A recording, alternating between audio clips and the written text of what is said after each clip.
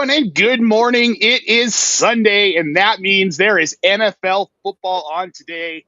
Not just NFL football, but we are rolling into week 3 of NFL action. And these first 2 weeks, guys, have been a doozy with injuries. Evan, we're looking at just a host of quarterbacks not playing today. Brock Purdy, Jaden Daniels is out. Justin Fields is in concussion protocol. This is going to be a rough one. What are you doing about some of these situations with these quarterbacks right now, Evan?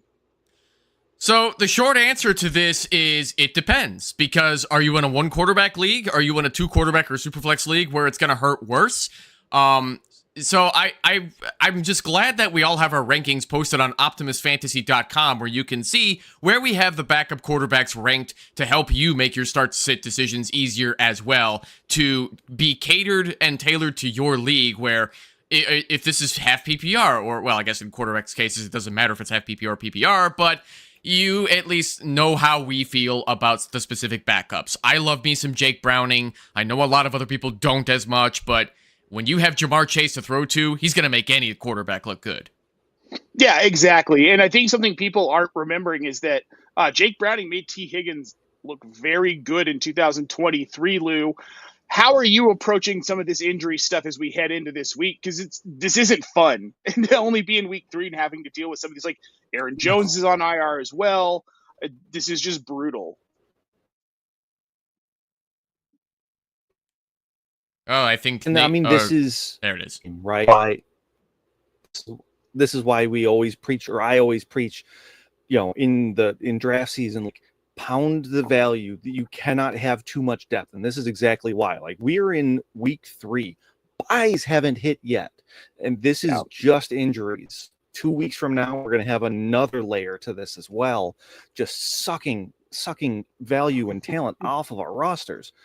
So it's really just, you got to pound that depth, especially if you're in redraft leagues. There is something to be said for possibly flipping a stud for just depth to be able to survive. It's great that you've got studs for the postseason, for the fantasy playoffs, but if you don't make it there, it doesn't matter. Right. The one thing with these backups is I'm definitely looking a lot more at matchups. Like, you're starting Joe Burrow against any defense out there. You don't care. I'm double thinking when it comes to starting Jake Browning against the Vikings defense. There are the most talented quarterbacks in the NFL that come out against Brian Flores' defense and say, I have no idea what was happening out there.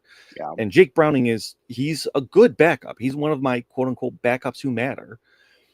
And he is not one of the best quarterbacks in the NFL by any stretch of the imagination. So there's a lot more nuance to rankings and start sit right now than we've had to deal with the past couple weeks.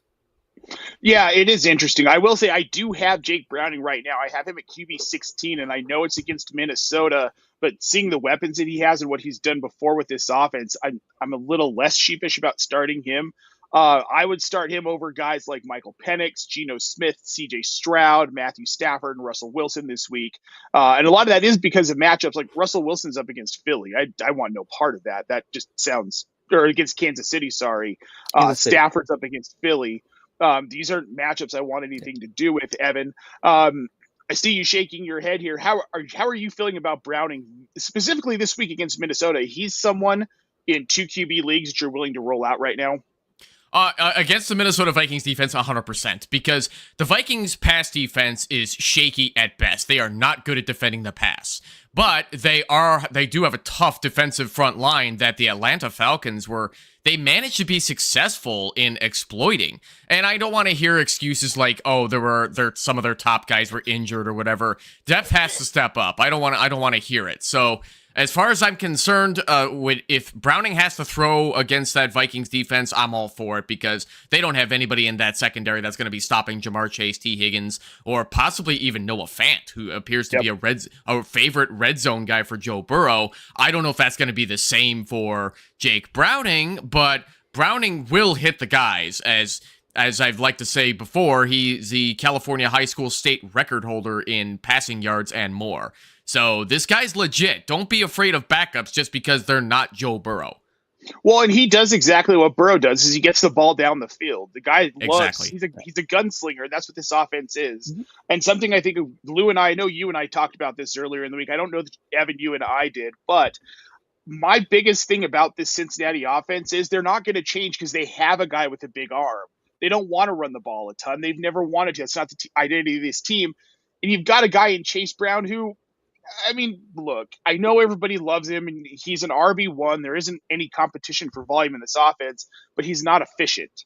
And that's what concerns me with Chase Brown is the lack of efficiency behind this offensive line. So I think they just continue throwing the ball. Chase Brown will get his. He's going to see a bump in volume. I have him a little bit higher in my rankings this week than I would have would it be Burrow this week. But that said, I still don't think that even with the volume, he can really climb above RB 10 to 12 just on the efficiency. Guys, yeah, I mean, Yeah. he's talented, he's fine, but there's a cap to some of these guys when they're inefficient. Like if you're only getting 2 to 3 yards per carry, it doesn't matter. You get 20 carries, cool. You've got 60 yards. If you don't score a touchdown, you're worthless in fantasy. So Tony Pollard. Tony Pollard, exactly. Tony Pollard, the lack of efficiency. All right, guys, we've got a question in here from Aaron Hudson over on YouTube. Right now, he has the Philadelphia Eagles defense. He wants to know, should he drop Joe Burrow and stream the Bucks, the Colts, the Bengals, or the Chargers defense? He's been thinking heavy about the Bucks. This is a good matchup this week for them, though they're not one I'd want to hold on to long term. Evan, I see you shaking your head here. What do you think? You don't need to drop Joe Burrow for another defense. If you have to drop Joe Burrow because you don't have any IR slots, go get another skill player that you could possibly flex at running back, wide receiver, or tight end. If it's not a 2-quarterback league, that's not necessary. I would hold Joe Burrow in case he's ready for the fantasy playoffs, because we have seen news before that they're more ready than expected. And I know I see Lou shaking his head as well. I get it. If there are no IR slots, go ahead and drop him. But if there is an IR slot, please stick him in there because he could be ready for the fantasy playoffs. And really all it comes down to for me is that I don't care if it's Joe Burrow. I'm not trusting him week 16 when he hasn't played all season. If he's starting to come back week 12, that's a different story. But everything that we've heard is that is not the case. It is the earliest he's going to come back is that week 16. That's the fantasy semifinals in most leagues.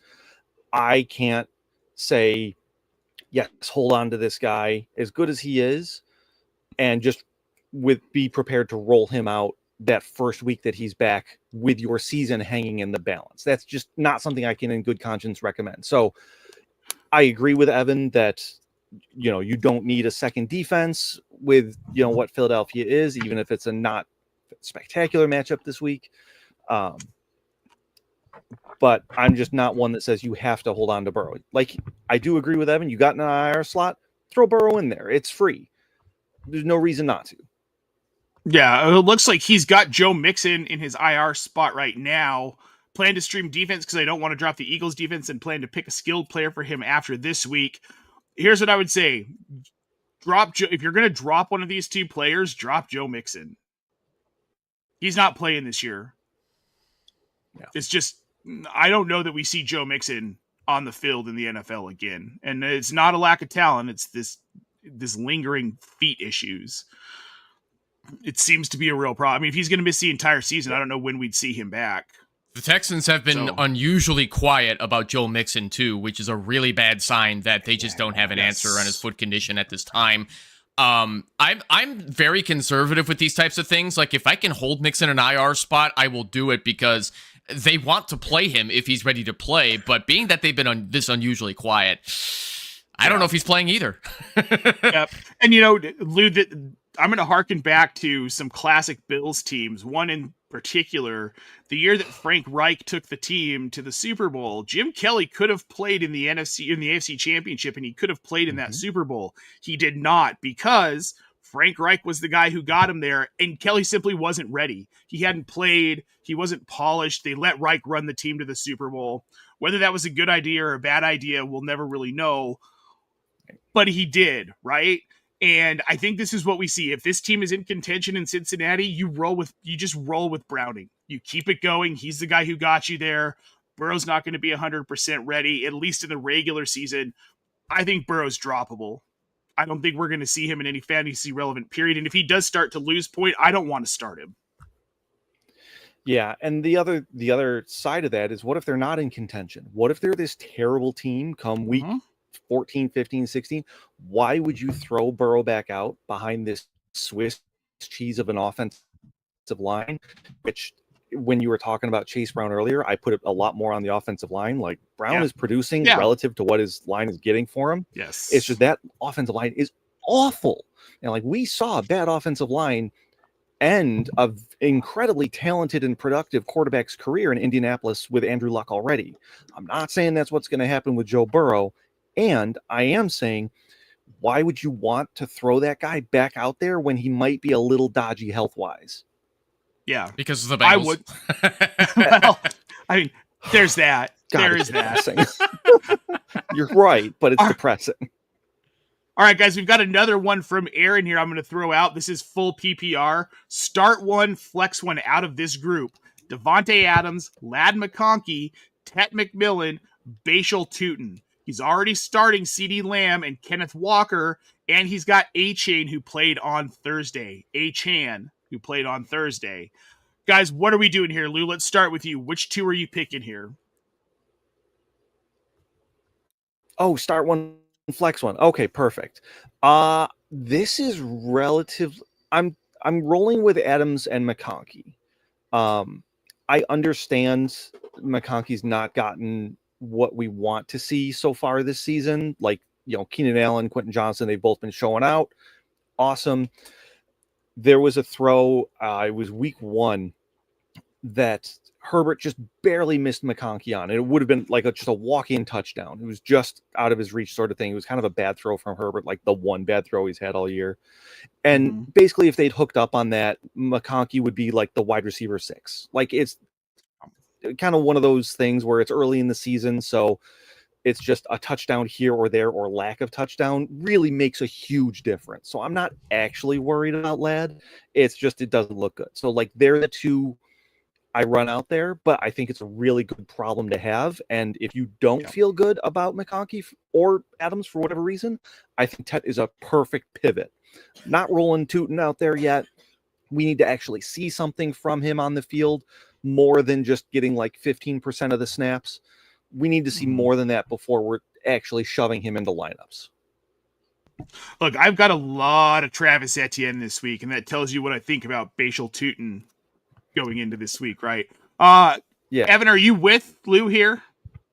I don't see why you avoid Devontae Adams and Ladd McConkey, because if your other options are a rookie wide receiver in a horrendous offense in Carolina, and then a backup rookie running back who has not even grown into what he could be in the NFL, I don't see how you go wrong with Devontae Adams and Ladd McConkey. They're absolute must-starts in your fantasy lineups. And Tet and Tootin are not bad options to have as backups in case somebody gets hurt.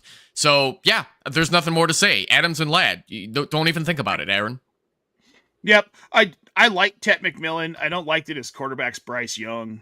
I'm not going to make a short joke. He's just a bad quarterback, and he's short. All right, we're moving on here. They ruined him. Mr. Magic wants to know, start 2. This is PPR. We've got Keenan Allen, Jaylen Warren, and Tony Pollard. Lou, I'm going to let you start this one here. Yeah.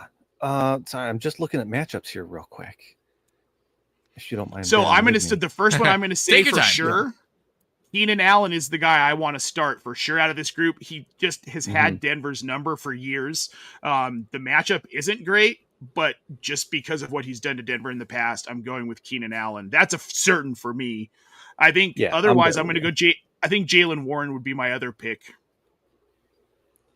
Yeah, and I mean, so the tough part here is that I've got Pollard and Warren essentially right next to each other in the same tier, which for me, that's my...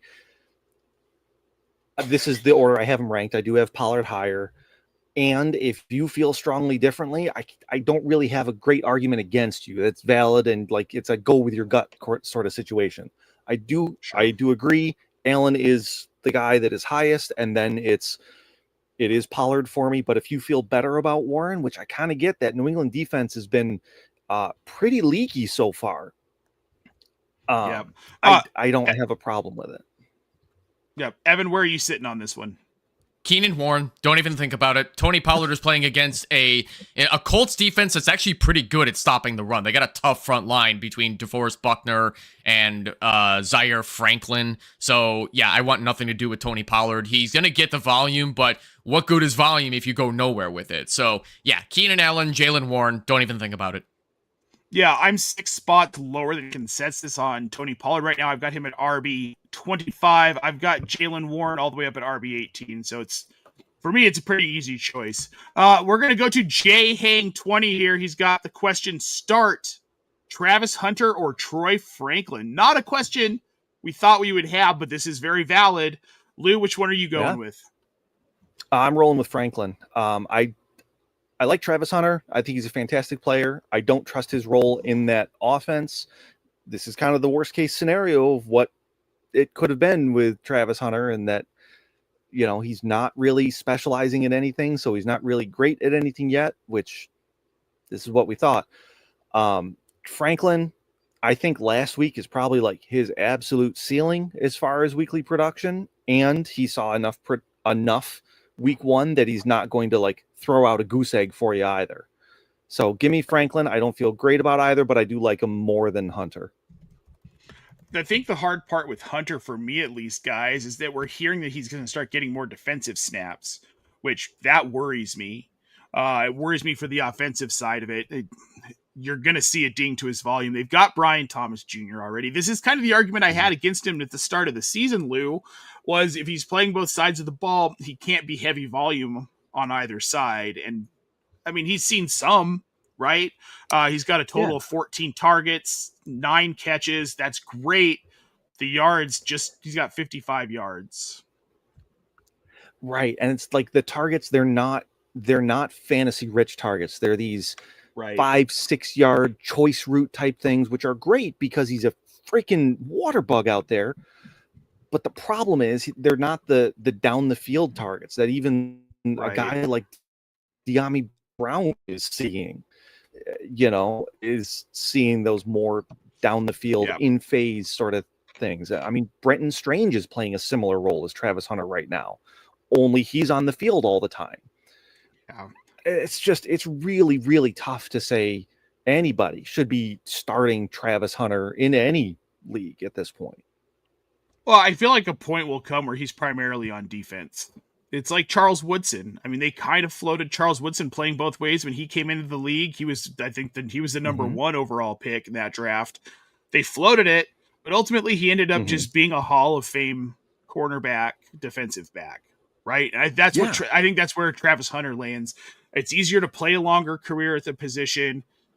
You're not getting tested on every play. I honestly think that Travis Hunter becomes a guy who's valuable in IDP leagues, but becomes less and less valuable in normal redraft in 2 to 3 years. No, I absolutely agree. Like coming in, he was good as a college wide receiver because he's a freak athlete, and you can do that at the college level, especially at a Mickey Mouse program like Colorado. And I said what I said. And on defense, however, he is a polished, professional level cornerback, defensive back from day one in the NFL. It is my belief, and this is an assumption of rational coaching, of course, that it makes more sense to lean into that exclusively and then build from there if you want to run offensive packages for him, as opposed to relying on him as a wide receiver 2 in that offense. You've got Brian Thomas Jr. I don't want to say you don't need a wide receiver 2, but you can kind of build around that kind of the way the Jaguars have been. Your De'Ami Browns, your Parker Washingtons, your Brenton Stranges. Well, and they've got other pieces. They've got Parker Washington. They've got Tim Patrick in that offense as well, guys that they can use. Not that they're going to use those guys a ton, but they're very viable. Travis Hunter is, I think he's already one of the best coverage corners in the NFL. At this very moment, if he's running out full time, he's the guy who's on the number 1 wide receiver, and he's the guy who's responsible for Romo Dunze putting up a fucking zero burger, right? That's the guy that Travis Hunter is. I hate it because I wanted to see him play both ways. I thought that was going to be so much fun, but here we are. Let's get into some of these other matchups that are a little bit interesting. The first one I want to talk about is Green Bay Cleveland, because this Green Bay defense is so good, but then we've got the emergence of Quinshon Judkins last week, who saw more volume than we were told he was going to get. Evan, when you're looking at this game, what players, at least on the Cleveland side, are off limits to start for you, and which guys are you looking to fire up in lineups today? Ooh, the only guy I would even consider starting from the Cleveland Browns would be, well, I mean, do I have to pick one? Because I do not like anything from this Browns offense, but I still like David Njoku as a startable tight end. I still like Harold Fannin if you're desperate and you need to flex somebody. And I'd be fine with trying Jerry Jeudy because I don't believe in Green Bay secondary. I don't think they're very good at stopping the pass. They just have yet to face an opponent that, I know there's going to be a lot of Packer fans that are going to at me in blue sky, but the Green Bay Packers are doing exactly what they do at the beginning of every season, where they come off strong, they look elite, they look like they're going to the Super Bowl, they lose a few games after week 10, they snatch a wild card spot, and then they freaking blow it to an actual good NFC team that is actually better on paper, where coming through when it counts. But getting back to the question here with how many pieces of the Browns offense am I willing to start? You can make a case to flex Jeudy. You can make a case to start David Njoku at tight end. That's about it. I don't want anything to do with the running backs because the Packers actually got good at stopping the run starting last year. Lou, what about Harold Fannin? Are you willing to throw him out on a flyer today? I mean, 9 targets, 5 targets. He seems to be efficient. Do you think he'll see volume against Green Bay today? I do think he will. Especially with Judkins back, I think we're going to start seeing a lot less of Dylan Sampson. And to a certain extent, Sampson and Fannin are a little redundant in the offense. Not that they play the same role, but they get targets in the same area of the field. And if Sampson's not going to be on the field, that's just going to kind of push a little bit more Fannin's way. So I think as a fringe tight end one sort of thing, maybe, finds his way into the end zone late in the game when it's, 32-3 sort of thing, and it makes it 32-10, that sort of deal. Yeah, I think Fannin is startable in that range. I think there's enough other tight ends that I would prefer to pivot to one of them, because I'm with kind of the consensus here on that Green Bay defense is going to eat and eat well today. I actually spent a decent amount of time in the Browns film room last week watching them against Baltimore. And that offense it's not just that the pieces are bad, it's that it's incredibly predictable. Like you see this package and this alignment, it's not just a run or pass, but it's a run to this area. It's a pass with this first read. And there's a lot smarter minds in these NFL coaching rooms than me. So if I can recognize it, they can too. Yeah. And this Green Bay defense is really good. They've shown that through 2 weeks. The addition of Micah Parsons changed the way that this team looked, much like the deletion of Micah Parsons changed the way that the Dallas Cowboys defense looks. Let's go over to this matchup here. We've got the Cowboys at the Bears. They are the afternoon slate. They are a 4:25 Eastern start. How are we feeling about this game, Lou, Evan? Are you excited to watch this game? Are you excited for a high-scoring affair for this game? Do we feel like this is going to be a shootout? Evan, you're the resident Bears fan. What's your gut going into this game? I think this is going to be the perfect matchup for a struggling Chicago Bears team that had the unfortunate first couple of weeks of having to go up against really good NFC North division rivals. The NFC North is the best division in football right now, and I don't want to hear otherwise. They have some of the toughest opponents, and here's the thing. The Vikings and the Lions are going to scout the Bears more than some random AFC opponent that doesn't really matter in the middle of the season. So they're going to want to get those wins over a team like ours that booked up on some talent and invested in a brand new system with a brand new coaching regime that's not going to find success overnight. A lot of people are overreacting right now to the Bears, especially after a blowout loss to the Lions, which, am I surprised it happened? A little bit, just because of the talent we have on paper, but Ben Johnson is still a good head coach that's going to develop Caleb Williams, but Oh, sorry, I'm having a brain fart. What's the Lion? Dan Campbell. Dan Campbell is also still a damn good head coach who got good replacements for his coaching staff, and he still has the talent to be an NFC contender for a possible Super Bowl run, as much as I hate to admit that. So the Bears are going to be hungry, and they're going to come after a Cowboy team that I do not like their coaching staff at all. This Cowboys team needed overtime to beat the Giants. That's how bad this Cowboys team is. And the media was acting like that was some exciting thing, and I'm just looking at you guys like, are we not going to fucking sit here and wonder why the Cowboys suck this bad? Like, I don't think the defense for both sides will suck necessarily, but a lot of people are calling for shootout just because of how bad the Bears defense has looked under Dennis Allen's system as they're trying to get used to Dennis's system as well. I think this is going to be a Bears dub today, and if you have Bears and Cowboys offensive weapons, you can safely start both. The amount of Romo Dunze I have in DFS today, I've got 55 lineups. Now, to be fair, I'm playing a lot of small dollar contests and multiple playing lineups here, but a ton of Romo Dunze, and I've got a lot of Dak CD stacks too, just because Evan, I'm with you. This is going to be a shootout. Lou, let's get to some of these questions in the chat here, as that is our purpose here on the Start Sit show this morning. We've got Craig Zapinski over on YouTube. Deebo Samuel or Marvin Harrison Jr. to flex in half PPR. Lou, which one are you going with here? Yeah, this is pretty straightforward for me. It's Deebo. It's, Washington really needs to get their offense right. The Raiders are not that great of a defense. They've got some talent on the D-line, but that's about it. And Harrison Jr., like we've been saying throughout our shows, that Arizona offense is kind of just what it is. It's the Trey McBride show with a little bit of something else. So give me Deebo pretty confidently. Yeah, I'm taking Deebo as well. Evan, are you going with Deebo Samuel Hill here over Marvin Harrison Jr.? So in my rankings for half PPR, I have Marvin Harrison Jr. at wide receiver 17 and Deebo Samuel at wide receiver 18. But if I had to choose between the two because they're so close, yeah, I'd rather go Deebo against the Las Vegas Raiders' terrible secondary versus Marvin Harrison Jr. against San Francisco's much better secondary in an offense where I talked about this a little while ago here on Optimus. Marvin Harrison Jr. is in an offense that I do not like, and I think Kyler Murray is still going to struggle to throw to him because he just prefers to support Trey McBride for some reason. So, yeah, I think going against my rankings a little bit, give me Deebo over MHJ. Okay. Yeah, I'm with you here. It's Deebo over MHJ. I've got Deebo at 15. I've got MHJ at 19. I'm actually 6 spots higher than consensus on Marvin Harrison, which I find odd. We're going to move on to KB Football over here on YouTube as well. Start sit. Goff or Browning. It's 4 points per touchdown.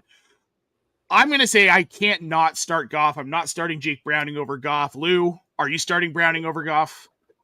No, I'm not. The Baltimore defense is kind of scary. You know that Baltimore offense is going to score and score hard, though.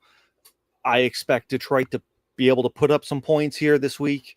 I don't know exactly if it's going to come through the running backs or through the wide receivers, tight end, that sort of thing. But either way, I expect Goff to be at least moderately involved. I can't say the same about Browning against that Vikings defense. Even if their secondary is not that great, their defensive front seven and how they game and scheme and everything like that is terrifying. Yeah. I've got Browning and Goff basically back to back in my quarterback rankings. I've got Goff at 15, Browning at 16, but I am starting Goff over Browning, like I said. Evan, where are you at on this one? I have Jared Goff as my QB 14 this week and Jake Browning as my QB 16. So I think it's a pretty easy choice. Give me Jared Goff over Jake Browning. Yep, I think so. KB's remembering the last time the Lions played the Ravens and the Ravens killed them. Yeah, I get it. This is a new season though, man. Don't play scared. Get Jared Goff in there. We've got ACs over on Twitch. Start one between these two guys, Ricky Pearsall or Hollywood Brown. Make sure to note, no Xavier Worthy today. That has been confirmed. Evan, which way are you going on this one? I think I have to go Hollywood Brown over Ricky Pearsall. I don't get me wrong. I like Ricky Pearsall. It's just a shame that he didn't get a real rookie year after being the unfortunate victim of gun violence. But I have Ricky Pearsall at wide receiver 37, and I have Hollywood Brown at wide receiver 32 this week for PPR. I'm assuming this is PPR. So, yeah, give me Hollywood Brown over Pearsall. I see no reason not to. Yeah, I've got Hollywood Brown at 24, and I've got Pearsall back at 30. So I do believe I'm with you here. Lou, where are you landing on this one? Yeah, I've got Pearsall significantly higher. I don't believe in the Chiefs offense. I don't believe in Hollywood Brown. I don't believe. I don't believe. What can I say? I'm a pessimist here. Part of this is informed by. I'm skeptical that Juwan Jennings plays this week, which will leave it as essentially just Ricky Pearsall. The Arizona defensive backfield is banged up. Will Johnson's not playing this week, and he's kind of their only defensive back outside of Budda Baker, who's more that kind of in the box flying around safety. So like, give me Pearsall. I still only have him at wide receiver 28, but that's still much more startable than I have Hollywood Brown this week. I have some breaking news. As of 8 minutes ago, Adam Schefter just broke that wide receiver Juwan Jennings will not play. He will be out. Oh, boy. All right. There we go. But I still give me Hollywood over Pearsall. Yeah. Yeah. Oof. Now that I know that, though, I might have to go Pearsall over Hollywood. Oof. I don't want to do that. This just got tougher. But I think that's my monkey wrench that I'm throwing in this conversation. Yeah. Let me throw this out, okay? Because we've got that Hollywood's week 1 thing in our mind, right? When he got those 16 targets. Oh my God, 16. He had 5 last week. Yeah. Xavier Worthy was still out last week. Do you care about 5 targets in this Kansas City offense? I don't. Not over care. What's probably going to be 10-ish in a 49ers offense. Yeah. We've got this here.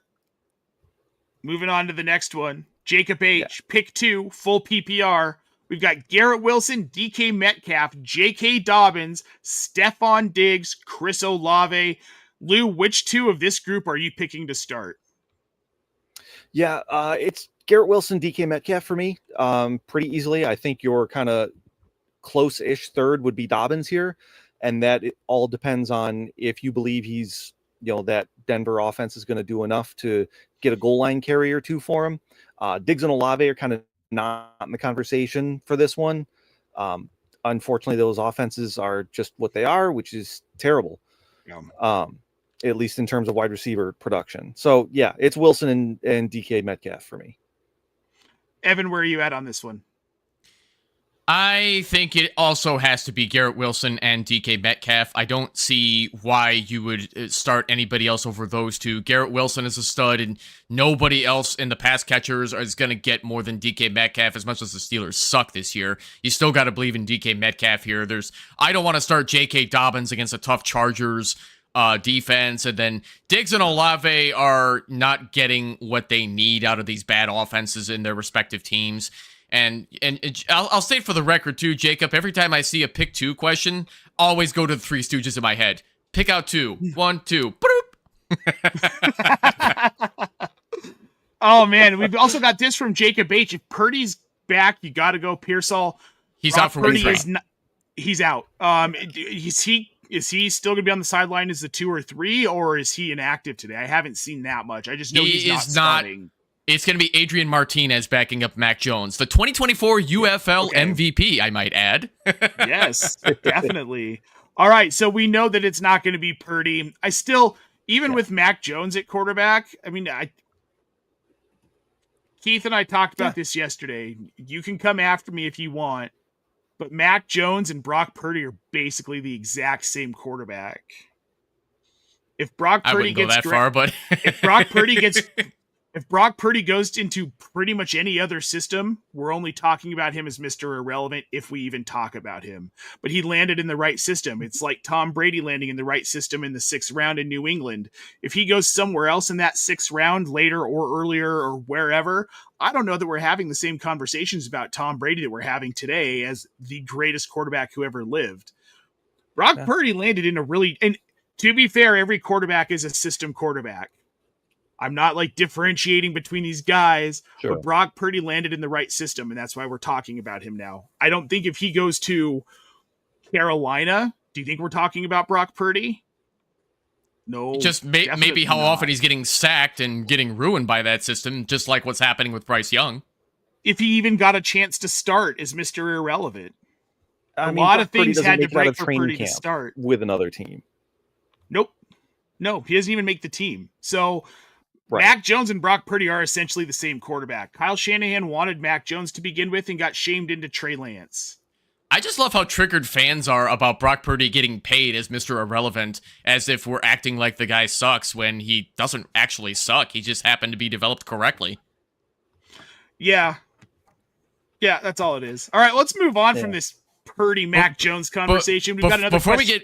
Before we get to Jake, I'd like to also state that Tom Pelissero announced that Tucker Kraft is officially active. So if you have Tucker Kraft, start him. He will eat. Yeah, thank God. I needed him to be active today. Same. All right, same. We've got this question from Jacob H. Pick one. This one's going to be kind of tough, maybe.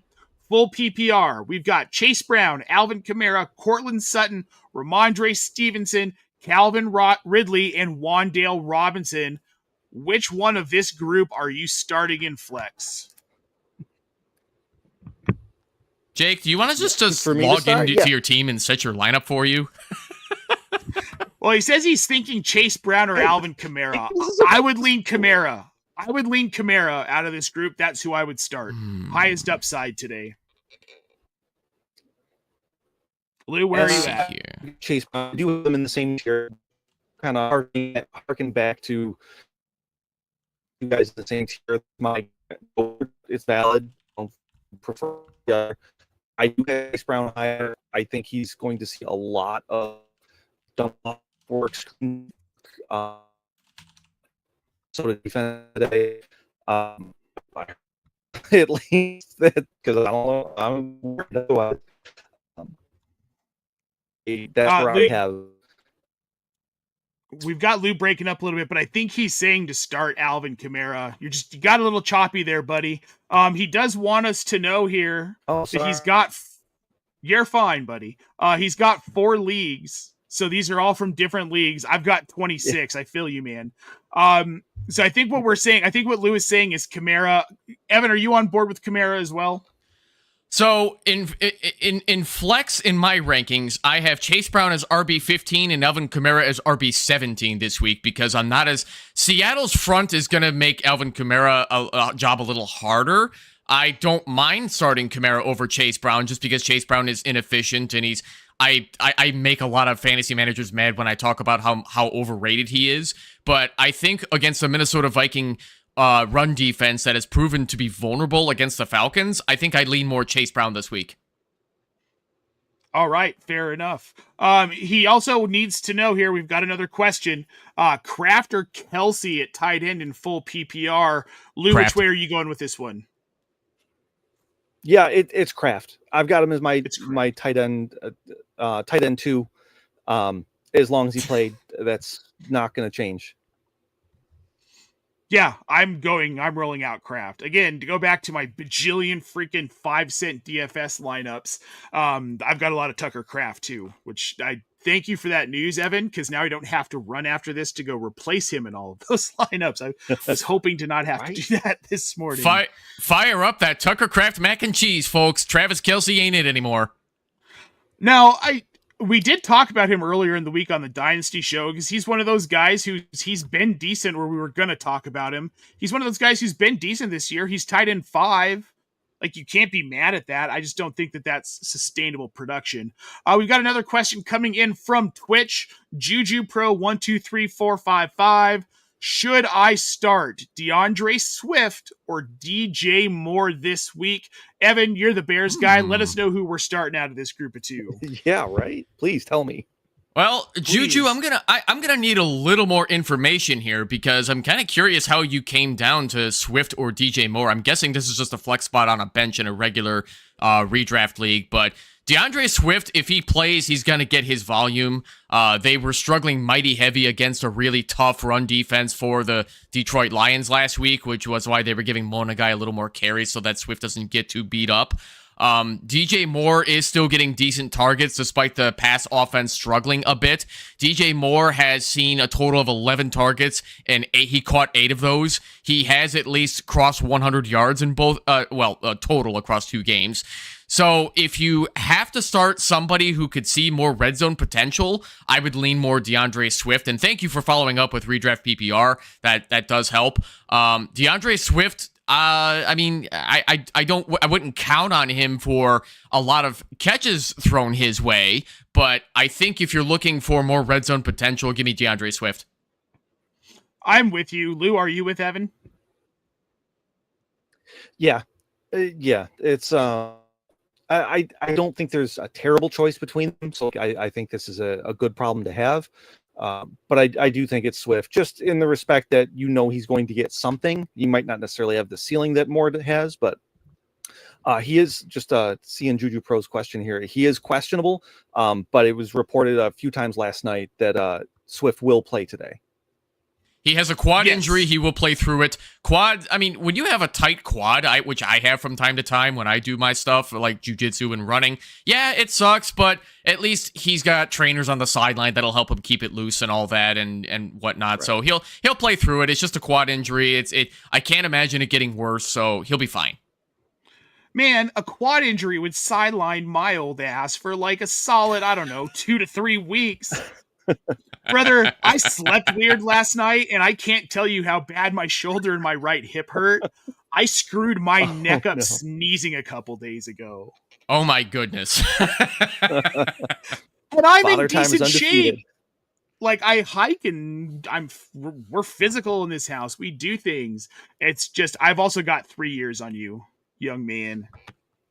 Well, I'm not that far behind. I'm turning 40 on Tuesday, ladies and gents.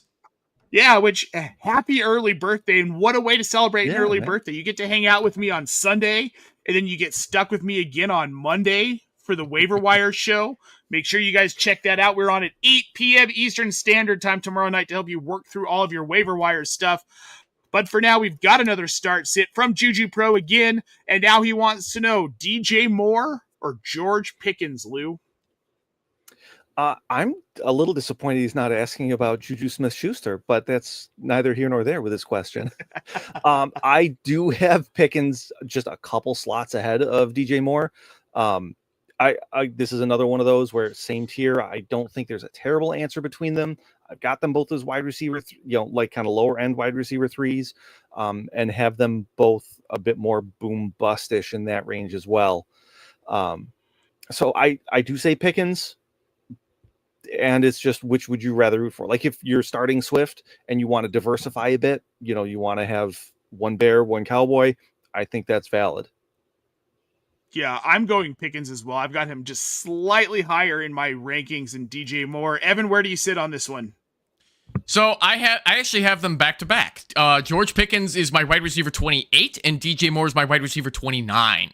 This is going to be, I don't think you can really go wrong with either, because both secondaries for the Bears and the Cowboys have seen some major injuries. Trayvon Diggs was even added to the injury report.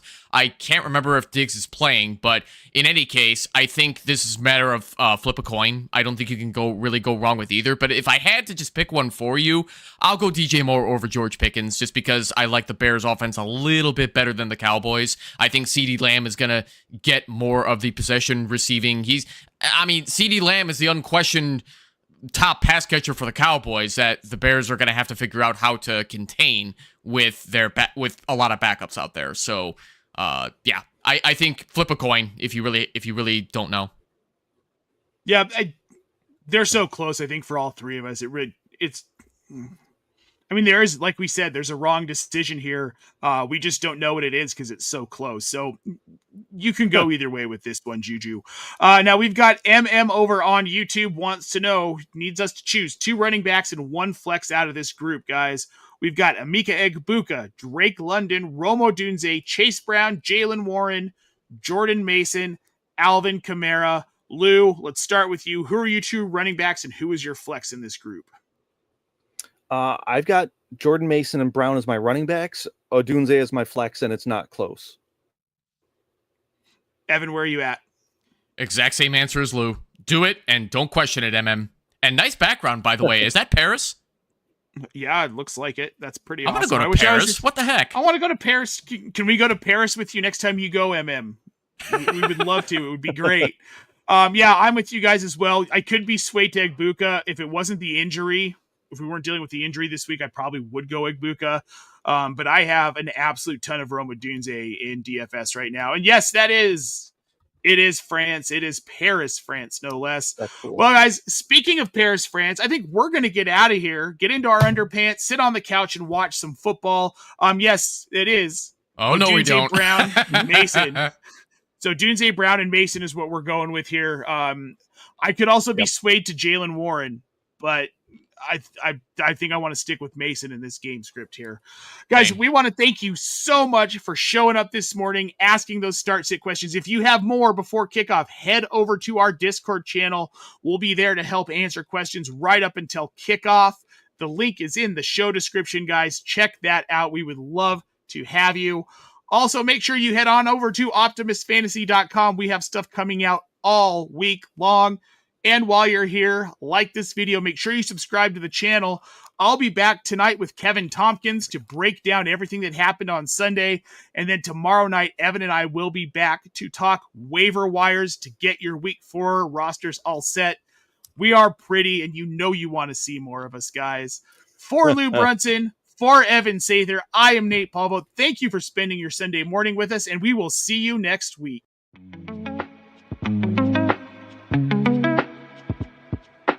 Thank you.